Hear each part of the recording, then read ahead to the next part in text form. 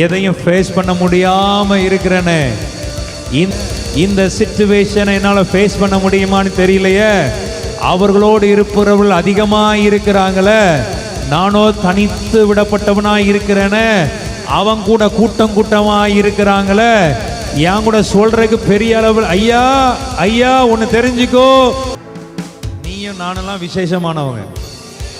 ஏன்னா அவன் மொத்த ஆயிரக்கணக்கான கூட்டத்தை வச்சு செய்யறத காரியத்தை நீ தனியா இருந்து செய்வ. புரியல நிறைய பேர். ஏன் உன்னை தனித்து வைக்கிறார்? அவங்க 1000 பேரால முடியாததை நீ தனியா இருந்து செய்வடா. எலியாவே, அவன் உனக்கு எதிராக இருக்கிறவன் எத்தனை கூட்டங்களை கூட்டினாலும், நீ தனித்து போனாலும் நீ செய்ய வேண்டியது அழகா செய்வடா. நீ தோற்று போக மாட்டாய், நீ வெற்றி பெறுவாய், சத்துருக்களின் மேல ஜெயத்தை எடுப்பாய்.